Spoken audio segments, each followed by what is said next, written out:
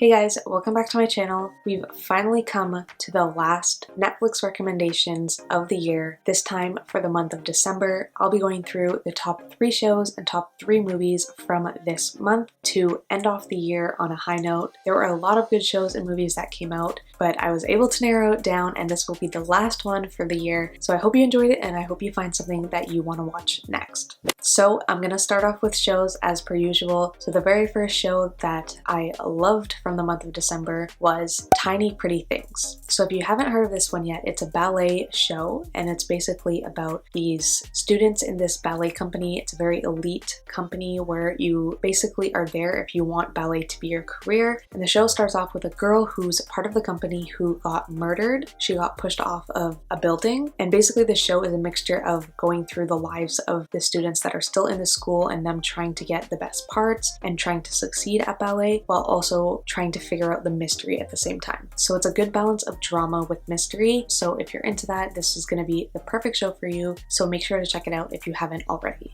The next show is Bircherton. So I actually haven't finished this one yet. I just started it and I already love it. I actually like it better than Tiny Pretty Things. Even though I'm only a few episodes in, it's probably my favorite show from this month. I already know. I just love it. It has the romance aspect with kind of the old-timey aspect where this girl, she has to find somebody to marry her and she comes upon this guy without ruining it too much. She comes across this guy who's also her brother's really close friend, and she links up with him to avoid marrying an older guy that was being pushed on her. So it's a really good show, and it's created by Shonda Rhimes, who created Scandal, How to Get Away with Murder, Grey's Anatomy, so you already know it's going to be good because of that. So make sure to check that one out if you like romantic dramas. And I haven't finished yet, but just based off what I've seen so far, I already know it's amazing, so I'm sure you guys will like it if you give it a try. The next show is a bit of a cheat because it didn't technically come out in December. I think it came out in October, but I'm putting it on this list because I didn't watch it until December because I didn't want to follow the crowd and I kind of thought it wasn't going to be that good. It was going to be pretty basic, but I ended up loving it and watching it throughout December, so I'm going to include it on my December list. I watched Queen's Gambit finally. If you've been holding off and haven't seen it, it is amazing. It's not basic like what I thought. It's about this girl who is an orphan and she goes to an orphanage and there's like weird things that happen in the orphanage too, and she becomes really good at chess, and it follows her journey from being a little kid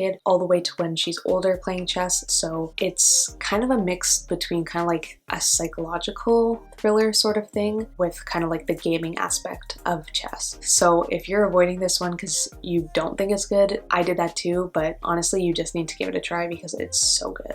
Well, that's it for the shows. Now I'm gonna go on to the movies. So the very first movie I have on my list, I gotta put this one on there. Excuse Me, I Love You, the Ariana Grande movie of her concert. So good. Such a big Ariana fan. She sounds so good. The movie's so good. It gives you an insight into the backstage sort of life, and also you get to see full performances of her songs, which I didn't get to see her tour. I've seen every single one of her tours except that one because I wasn't able to afford it at that time, but this movie makes up for it. So if you're an Ariana fan, or even if you're not and you just like some of her songs, like you'll end up loving her by the end of this movie. So if you haven't already, just give it a try, see if you like it, because I literally want to watch it again.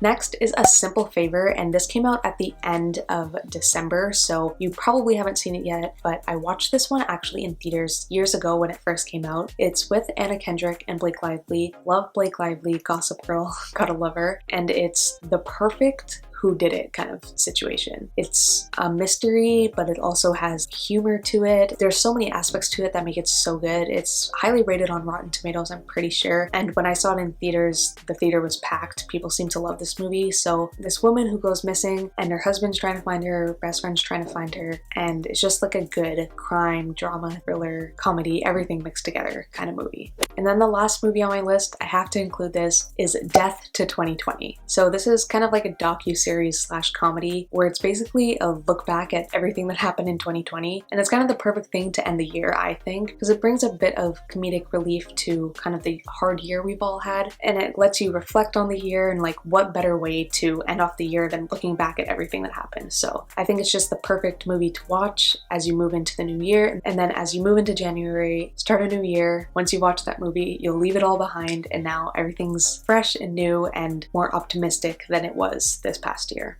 So that's all for today. Those were the 3 best shows and 3 best movies that I watched in December. Love them. Can't wait to finish Bridgerton. I hope that you guys found something that you loved. Thank you guys so much for sticking with me month after month, checking out my Netflix recommendations. I can't wait for next year. There's so many good shows and so many good movies that are going to come out. I might even expand it to including Prime and Hulu and things like that. I'm still thinking about it, but make sure to stay tuned for next year's recommendations, whether that be Netflix or a bunch of streaming services. I'll keep coming to you guys with as many show and movie recommendations as I can. If you enjoyed this video, make sure to hit that like button, subscribe, and make sure to hit that notification bell for more recommendations every single month.